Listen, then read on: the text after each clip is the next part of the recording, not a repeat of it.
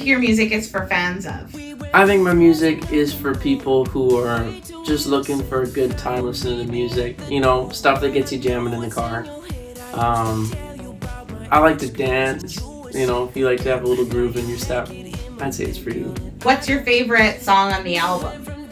My favorite song on the album, Dancing in the Kitchen, is just so much fun. And I mean, it's one of those songs that just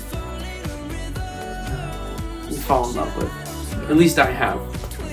What's the story behind Dancing in the Kitchen? Ooh, Dancing in the Kitchen came from,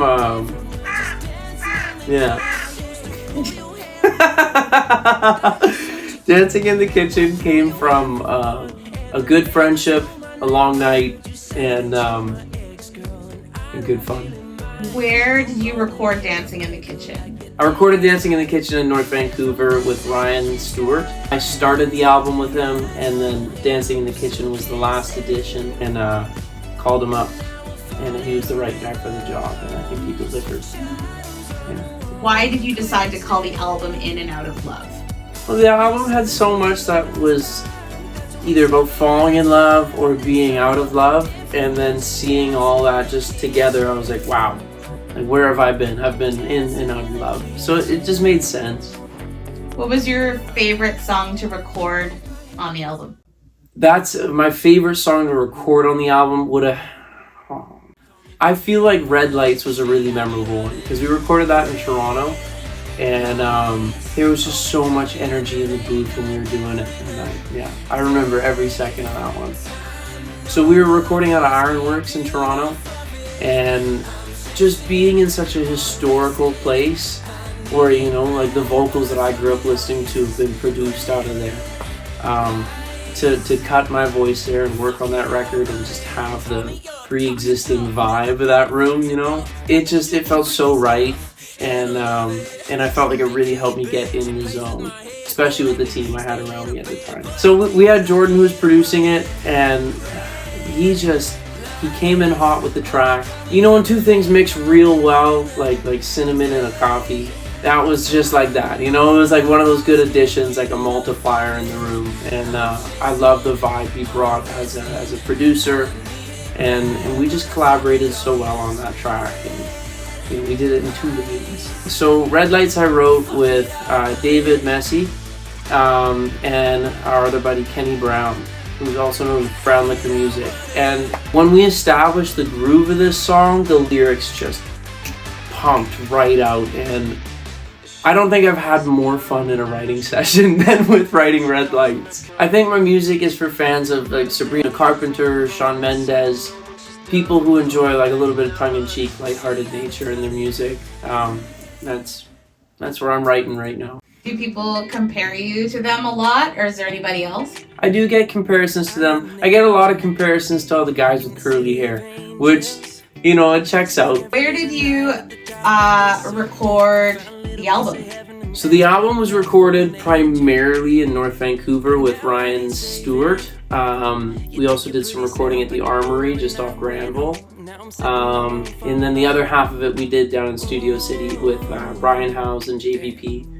And, you know, the last 2 songs were kind of across the country. So, What was it like recording in LA? That was really fun. I loved recording in LA because every day walking to the studio was just beaming sun, and they had those little rentable scooters. I'm a nut for anything on 2 wheels, so every day was just non-stop smiles, and being able to roll in the studio with like not a rainy day to start, it's good in my books. How long were you there for? About 2 weeks. Did you record it in Nashville as well? Yeah. Well, we did quite a bit of writing in Nashville and like demoing, but we didn't record anything that was on the record in Nashville. Is there anything that you want people to know about the record?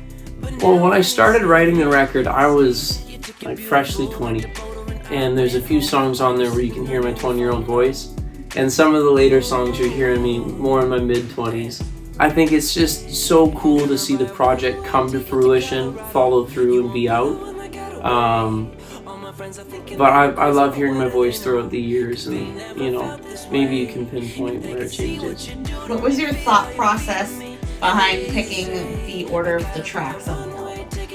The order of the album, there was never really an intended order, but after playing the songs for years in set lists, I kind of realized playing into In and Out of Love, kind of telling a bit of a story of like in love, and then there's the lust, and there's the what went wrong, and lather, rinse, and repeat the way through. What is the most memorable show you've had? The most memorable show I've had. Well, recently we did the album release party for In and Out of Love, and that was just a riot. When I was 15, I had someone ask me, what does success look like to you? And my response was to have somebody sing my song back to me. And even though there was just a handful of folks there, to look in the crowd and see folks actually singing my lyrics, some folks I know, some folks I don't know, that was, it makes me smile still thinking about it. Let's talk about your music videos. Take us through the process of your vision for Never Be the Same. So Never Be the Same came from a place of heartbreak, but for heartbreak there always comes beauty, and I kind of wanted to find both sides of the coin in the video. And filming the bed scenes in Chilliwack Lake really kind of brought out the isolation of heartbreak. The scenes on the bike brought out something in my life that's either brought a partner closer to me, and kind of go through that tale. I think we hit most of the notes on the head. Alex was a dream to work with, and just I think that video came together pretty well. What were your favorite shots from the video? My favorite shots from the video would have to be some of the shots on my bike, just because we lost the bike right after the video, but to see that thing on the road living, and I love those shots. So with the whole kind of dream of Never Be the Same, stemming from boy and girl together, relationships going well, capture some of the moments of like, okay, they were in love, now we're out of love, and then just the total kind of heartbreak of like, now we are apart.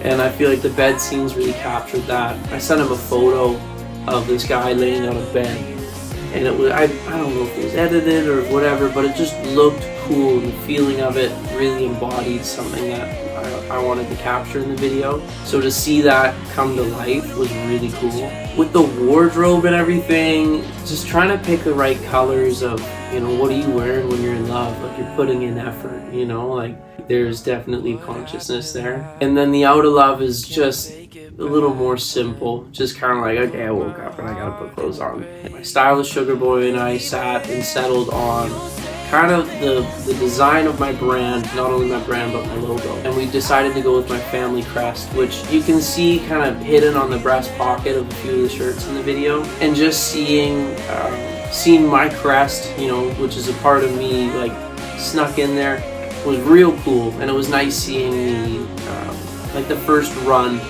the initial run of my merch come through. We filmed some shots with my signature jacket, but none of the shots really show up from behind, so you don't get to see it, but it still looks good and it's in the video. So let's talk about Dancing in the Kitchen. What was it like to shoot that video?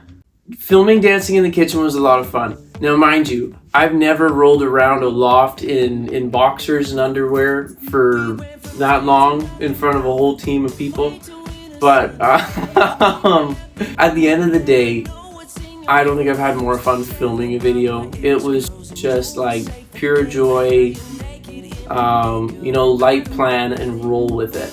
And I feel like everything we got was just gold. There's some shots where I'm dancing in front of a window and like just the beams coming through and all, it just felt like magic. So getting into the vibe for Dancing in the Kitchen was something that I've never filmed something like this. I've filmed videos, but nothing like this one. So I think it took a lot of just like letting go of oh, what if, or like letting go of all the shyness and just being like, all right, let's just go have fun. And I feel like we really did a good job at that. Our director Alex was really instrumental in keeping the energy light but engaged, so that everyone was, really a part of it.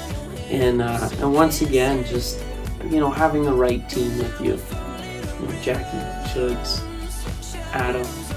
Yeah, we really had it. We had a good team with us filming this. Talk about the band. Oh, dang.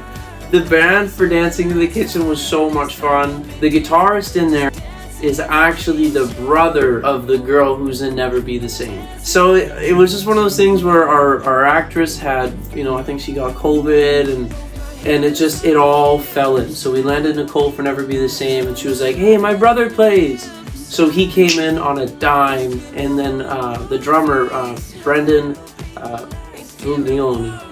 I can never say his name without the accents. He played the song with me live before the song was actually even released. So to come in and hear the song fully produced, I knew he understands my groove and kind of what I lean into. So he was the right guy for the job. Plus, you can't rock a goatee like that and not get it in a video, Gotta document it.